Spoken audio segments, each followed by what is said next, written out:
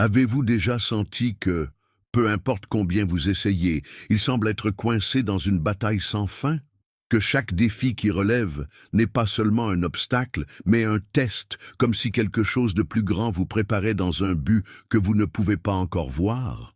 Et si je vous disais que rien de tout cela n'est par hasard, que toutes vos douleurs et vos chutes font partie d'un processus nécessaire pour susciter votre véritable force? Aujourd'hui, vous comprendrez pourquoi. Quelques-uns sont choisis pour ce voyage et comment votre vie peut être sur le point de se retourner, personne ne s'attend. Avant de continuer, je veux que vous fassiez 3 choses maintenant. Laissez votre semblable, abonnez-vous à la chaîne et activez la cloche. Cela garantit que vous ne perdez aucun contenu qui peut transformer votre état d'esprit et vous préparer au grand tour. Et maintenant, je veux que vous commentiez « Ma révolution commence maintenant ». Ce commentaire n'est pas seulement une phrase, mais une déclaration d'engagement. Une déclaration que vous acceptez l'appel et êtes prête pour la transformation à venir. Si vous pensez que ce message est pour vous, continuez à regarder. À la fin de cette vidéo, vous verrez ce que peu ont le courage de voir. Tout le monde n'écoute pas l'appel, car il ne vient pas en mots clairs ou en signes évidents. Il se pose dans le silence des nuits blanches, le sentiment constant qu'il y a quelque chose de plus grand qui vous attend, dans l'agitation qui vous fait remettre en question votre propre existence.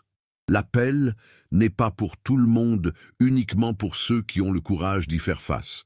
Et ce courage n'est pas inné. Il est né de la douleur, des pertes et des batailles invisibles qui façonnent les vrais guerriers. Ceux qui ignorent cet appel sont perdus dans la médiocrité de l'ordinaire, vivant une vie sans but, tandis que ceux qui l'acceptent entrent dans un voyage de transformation sans retour. Accepter cet appel est effrayant. Cela signifie abandonner tout ce qui est confortable, rompre avec la limitation des croyances et face à l'inconnu sans garantie de succès. Les élus ne sont pas les plus forts physiquement, ni les plus intelligents. Ce sont ceux qui refusent d'accepter une destination commune, qui ressentent une force interne palpitante, disant qu'ils sont nés de quelque chose de beaucoup plus grand. Mais le chemin ne sera pas facile. L'acceptation de cet appel n'est que le début d'un voyage ardu, plein de défis qui testeront leur résilience et leur détermination. L'appel des élus est seul. La plupart ne comprendront pas votre décision. Beaucoup essaieront de vous convaincre d'abandonner, et la peur vous murmurera à l'oreille que vous n'êtes pas capable. Mais en vous, une flamme s'allume. Une voix, parfois subtile, parfois assourdissante, insiste pour que vous continuez. Et c'est à ce moment que la vraie transformation commence. Parce que ceux qui entendent vraiment l'appel savent qu'il n'y a aucun moyen de revenir en arrière. Il y a un moment où tout s'effondre. Les plans échouent, les gens disparaissent et l'espoir a disparu. C'est le point le plus sombre du voyage, le moment où l'obscurité devient si dense qu'il semble impossible de voir n'importe quelle issue. C'est en cette nuit sombre de l'âme que les élus sont vraiment testés.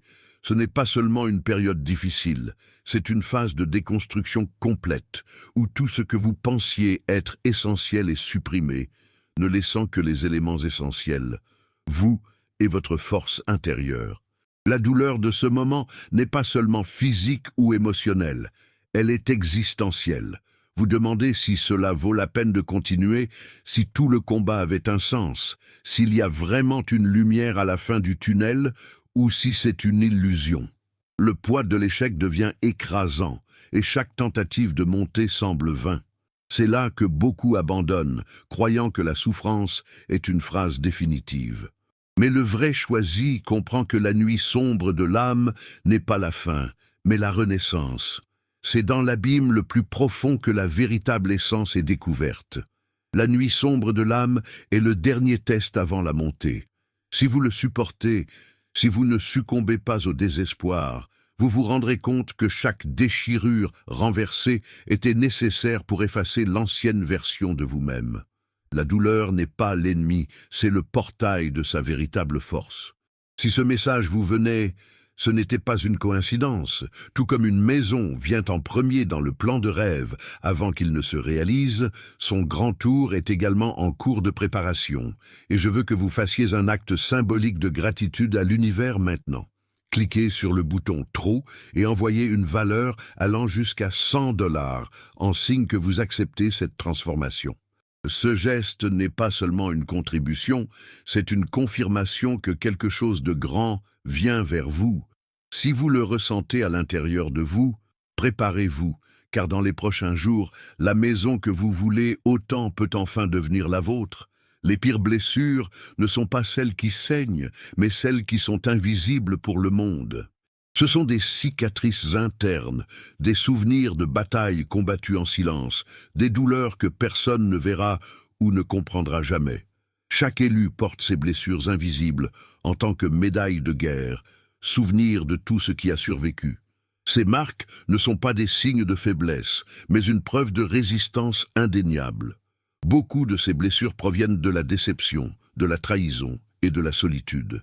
Ce sont les nuits où personne n'était là pour aider, les moments où le monde semblait sourd à leurs cris silencieux. Mais c'est exactement à ces moments que la vraie force naît, parce que ceux qui n'ont pas subi de douleur ne comprendront jamais la grandeur de la surmonter. Les blessures sont des maîtres implacables, façonnant ceux qui sont destinés à quelque chose de plus grand. En fin de compte, chaque cicatrice raconte une histoire, et ces histoires ne sont pas d'échecs, mais de résilience. Les élus comprennent que les blessures invisibles ne les définissent pas, mais les renforcent. Ce sont eux qui les préparent au niveau suivant, pour des défis encore plus élevés et pour les réalisations que peu pourront atteindre. Le guerrier qui porte fièrement ses cicatrices, qu'il a survécu à ce que beaucoup ne supporteraient pas. Tous les choisis doivent traverser le désert. Ce désert n'est pas physique, il est psychologique, émotionnel et spirituel. Il représente le moment où tout ce qui était familier disparaît, ne laissant qu'un seul chemin négocié et incertain à venir. La solitude ici est assourdissante, et l'absence de réponse rend chaque étape plus difficile. Mais c'est dans cet environnement hostile que les vrais guerriers sont forgés. Chaque tempête de sable symbolise une crise, chaque nuit froide représente le désespoir, et chaque jour torride reflète la fatigue de se battre sans voir des résultats. Le désert est implacable, testant la résistance mentale de ceux qui osent le traverser. Ceux qui abandonnent ici ne découvrent jamais la grandeur qui les attend de l'autre côté. Mais ceux qui continuent, même sans force, même sans certitude, émergent transformé. À la fin de la traversée, l'élu n'est plus la même chose. Il comprend que le désert n'était pas une punition, mais une purification. C'est là qu'il a perdu tout ce qui n'était pas nécessaire et a découvert son essence la plus pure.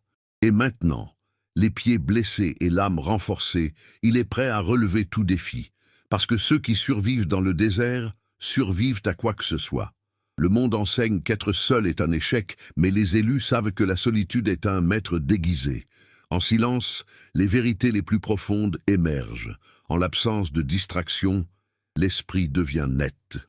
La solitude, contrairement à la croyance populaire, n'est pas le vide. C'est l'occasion de se connecter avec vous-même à un niveau que peu n'atteindront jamais. Pendant le voyage, il y a des moments où personne ne sera à vos côtés. Les amis partiront. Les membres de la famille ne comprendront pas leur transformation et la voix semblera froide et désolée. Mais c'est exactement là que la vraie croissance se produit. Le silence vous permet d'entendre votre propre voix sans interférence externe. Il vous apprend à faire confiance à votre propre instinct, en suivant votre objectif sans la validation de personne. Ceux qui apprennent à embrasser la solitude n'ont jamais peur d'être seuls. Au contraire, ils y trouvent une force qui les entraîne. Parce qu'à la fin, les plus grandes réalisations de l'humanité n'ont pas été réalisées au milieu du bruit et de la foule, mais dans le silence de l'introspection, où les vrais choisis sont renforcés pour changer le monde. Au milieu du voyage, lorsque le désert semble sans fin et que le poids de la marche menace d'écraser toute trace de force, l'oasis survient. Ils ne sont pas la destination finale, mais de petites pauses qui renouvellent l'âme et reconstituent l'espoir.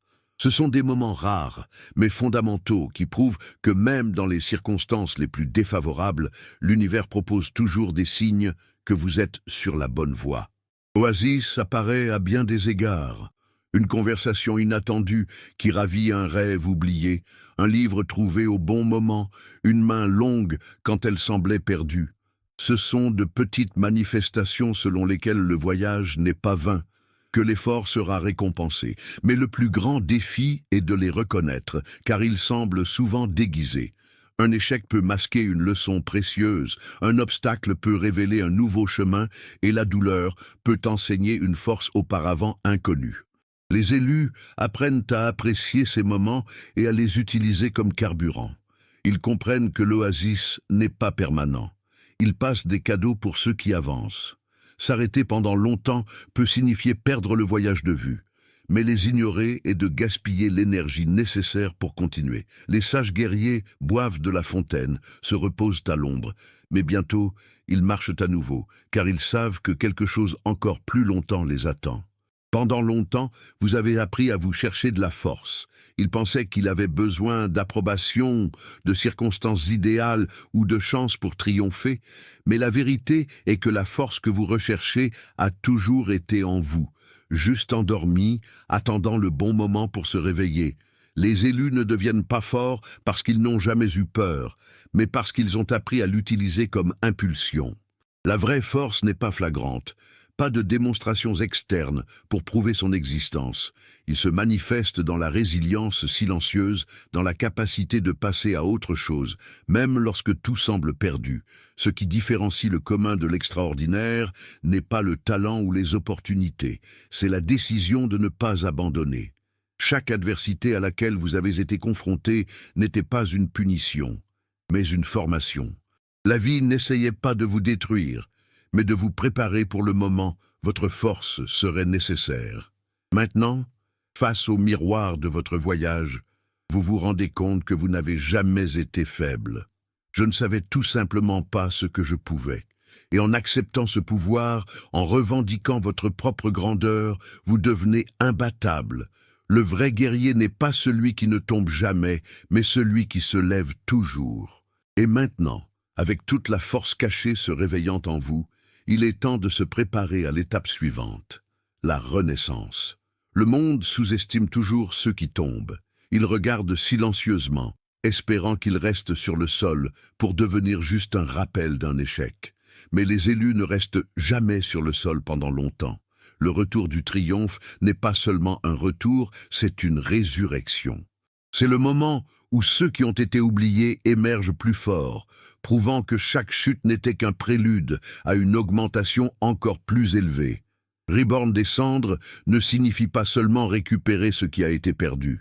Cela signifie retourner transformé avec un nouvel état d'esprit, un objectif renouvelé et une force impossible à ignorer. La douleur et les défis n'étaient de pas vains. Chacun d'eux a sculpté la version la plus puissante de vous. Maintenant, quand vous vous levez, ce n'est plus la même personne qui est tombée. Vous comportez la connaissance des batailles passées, la force forgée dans la souffrance et la certitude inébranlable que rien ne peut vous arrêter.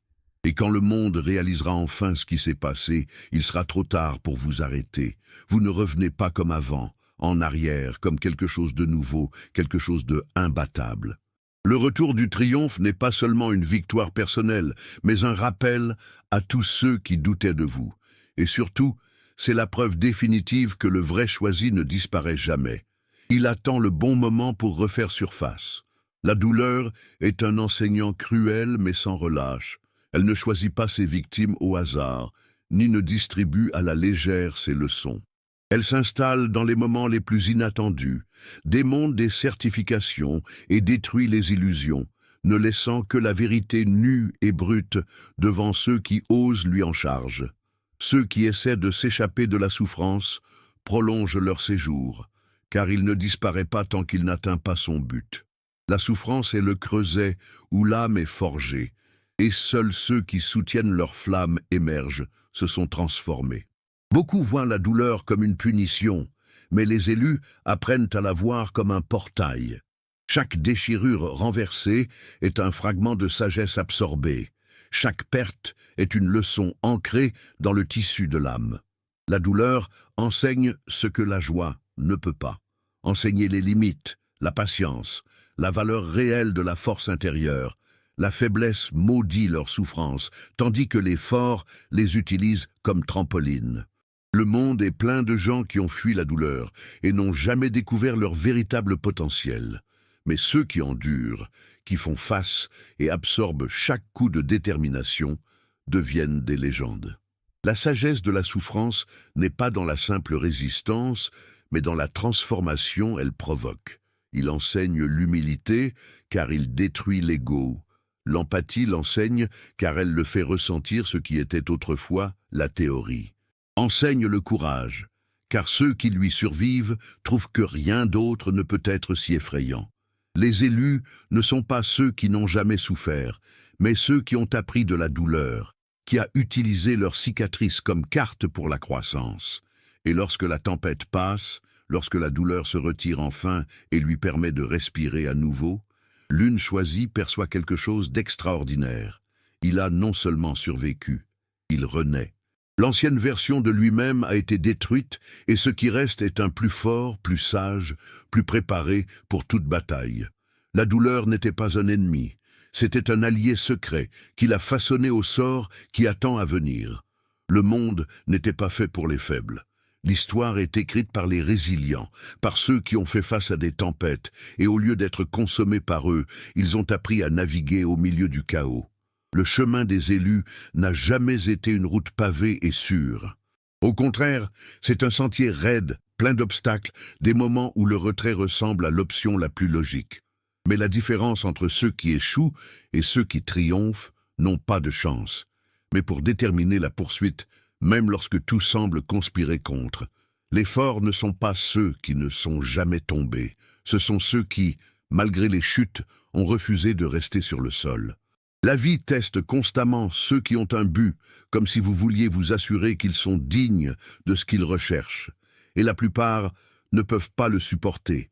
La plupart abandonnent le premier grand échec, la reddition face à la douleur, se conforment à une existence médiocre. Mais les élus, ceux qui comprennent qu'ils sont nés pour quelque chose de plus grand, continuent. Ils utilisent des cicatrices comme carburant, transforment les défis en apprentissage et font leur propre souffrance un escalier pour la grandeur. Le sort des forts n'est pas seulement de survivre, c'est de laisser un héritage. Ils regardent en arrière et sachant que chaque bataille avait un but, que chaque déchirure renversée a arrosé le sol ou la croissance de leur victoire aujourd'hui. Les faibles recherchent des raccourcis, essayent d'éviter l'inconfort, s'attendent à ce que la vie soit juste. Les forts, en revanche, comprennent que la justice n'est pas un droit, mais une réussite. Ils façonnent leur propre destin, écrivent leurs propres règles et ne s'attendent pas à ce que la permission brille. Et donc, quand le monde réalise enfin ce qu'ils sont devenus, il est trop tard pour les arrêter. Parce que ceux qui ont traversé le feu et survivent n'ont plus peur de rien. Ils n'ont besoin de l'approbation de personne, ne cherchent pas de reconnaissance, ne craignent pas l'inconnu. Ils savent que le voyage n'est pour personne, et c'est exactement ce qui les rend inégalés.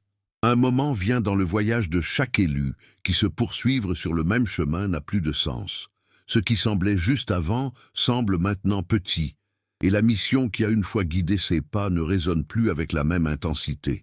C'est le carrefour des forts, le moment où l'on se rend compte que pour continuer à grandir, il est nécessaire d'abandonner l'ancienne version de lui-même et d'oser réécrire sa propre destination. Mais cette décision n'est pas facile. Cela signifie abandonner les certitudes, se casser avec des motifs confortables et faire face à l'inconnu avec rien d'autre que la foi et le courage. Beaucoup n'ont pas cette audace. Ils préfèrent rester dans l'illusion de la sécurité, craignant ce qu'ils trouveront en sortant du sentier connu. La redéfinition de la mission n'est pas un signe de faiblesse, mais d'évolution. Seuls ceux qui se permettent de changer peuvent atteindre de nouveaux niveaux. Il y a ceux qui passent une vie attachée à un but qui n'a plus de sens, juste par peur de recommencer. Mais les élus comprennent que la grandeur nécessite la flexibilité, que le vrai pouvoir réside dans la capacité de s'adapter. Le monde change constamment, et ceux qui s'accrochent au passé finissent par être laissés pour compte. Redéfinir votre mission est un acte de courage, la preuve que vous n'êtes pas coincé avec les étiquettes ou les attentes des autres. Vous avez le droit de transformer autant de fois que nécessaire jusqu'à ce que vous trouviez un chemin qui résonne vraiment avec votre essence. Mais cette transition ne vient pas sans douleur. Le processus de changement nécessite des sacrifices. Certaines personnes ne comprendront pas, certaines portes fermeront et la peur essaiera de chuchoter que vous faites une erreur. L'ego, habitué à la validation externe, résistera. Après tout, l'inconnu fait toujours peur. Mais en vous, une voix plus profonde insiste sur le fait que ce changement est nécessaire. L'on choisit ne craint pas la solitude temporaire qui vient avec l'évolution, car il sait qu'en abandonnant le vieil homme, il fera de la place à quelque chose d'infini plus. La souffrance de la transformation est éphémère, mais le poids d'une vie mal vécue, c'est une charge que peu peuvent supporter. Donc, la dernière question se pose. Avez-vous le courage de redéfinir votre mission ? Êtes-vous prêt à laisser derrière lui ce qui ne sert plus à faire de la place à ce qui compte vraiment? Les faibles s'accrochent au passé, les forts créent l'avenir. Et c'est en ce moment, lorsque vous prenez cette décision, que vous devenez enfin le propriétaire de votre propre destin. La redéfinition de la mission n'est pas la fin, c'est le véritable début. Et lorsque vous franchissez ce premier pas, le monde entier ressentira la force de votre transformation. Le grand virage ne se produit pas par hasard. Cela nécessite une préparation intense, car seuls ceux qui alignent le corps, l'esprit et l'esprit sont prêts à une transformation définitive. Beaucoup essaient de réussir en s'appuyant uniquement sur l'un de ces piliers, mais ils échouent parce qu'ils ignorent que la vraie force vient de l'équilibre entre les trois. Le corps est le véhicule et sans vigueur physique, la résistance s'épuise. L'esprit est le commandant, et clairement, les décisions deviennent irrégulières. L'esprit est le carburant, et sans but, tout perd du sens. Les élus comprennent qu'il ne suffit pas de souhaiter que le tour de tour doit devenir quelqu'un capable de le maintenir. La formation commence à l'esprit, car c'est en elle que la guerre se déroule avant toute bataille dans le monde extérieur. Les pensées de Sabour sont le premier ennemi à être vaincu. Si vous croyez que vous n'êtes pas en mesure, vous avez perdu avant d'essayer. Par conséquent, les grands transformateurs du monde cultivent un état d'esprit inébranlable, se répétant à eux-mêmes, jour après jour, qui sont incontrôlables. Mais il ne suffit pas de penser, l'action doit suivre la croyance. Le corps doit être préparé, car les changements nécessitent l'énergie, la résistance et la discipline. La nourriture, les exercices et le repos ne sont plus du luxe et deviennent des armes.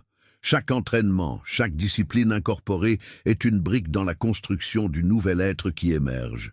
Et enfin, l'esprit. Sans un but profond, chaque transformation devient vide. Les élus ne se préparent pas uniquement à gagner, ils se préparent à un impact. Le grand tour n'est pas seulement un succès personnel, mais de devenir une force qui transforme tout autour. Lorsque le corps, l'esprit et l'esprit sont alignés, rien ne peut arrêter celui qui est prêt pour son destin. Et une fois cette préparation terminée, une seule étape sera nécessaire pour commencer le moment qui changera tout, la révolution finale. Le moment est venu que beaucoup craignaient et que peu soient prêts à être témoins. La révolution n'est pas seulement un retour sûr, c'est une révélation, une renaissance si intense que ceux qui ont douté ne reconnaîtront même pas la personne de résurgence. Tout au long du voyage, vous avez été sous-estimé, discrédité, ignoré. Mais chaque automne, chaque humiliation et chaque instant de solitude était juste pour la forge, où sa nouvelle version a été sculptée. Maintenant, le monde verra, sans marge de doute, ce que vous avez vraiment fait. La révolution finale ne se produit pas en silence. Elle est écrasante. C'est à ce moment que toutes les pièces s'adaptent, alors que tout ce qui semblait une défaillance se révèle comme faisant partie du plus grand avion. Ce qui était auparavant considéré comme une défaite est maintenant compris comme une préparation. Ceux qui ont ri ont maintenant regardé sous le choc. Ceux qui doutaient maintenant sont silencieux. Les élus ne reviennent pas seulement pour prouver un point, ils reviennent pour tout faire tourner. Votre croissance ne concerne pas seulement vous, mais sur l'impact que vous générez sur chaque vie que vous jouez. Sa résurrection n'est pas seulement un triomphe personnel, mais un appel aux autres pour se réveiller non plus.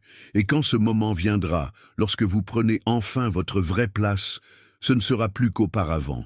Le monde verra la vérité. Celui qui est tombé tant de fois n'a jamais été faible, il se préparait à devenir imparable. La révolution finale est la suivante. Non seulement revenir au jeu, mais redéfinir complètement les règles. Et maintenant, avec chaque bataille en retard et chaque cicatrice transformée en puissance, vous êtes prêt à laisser votre marque dans l'histoire. Le temps du doute est terminé. L'heure de la grandeur commence maintenant.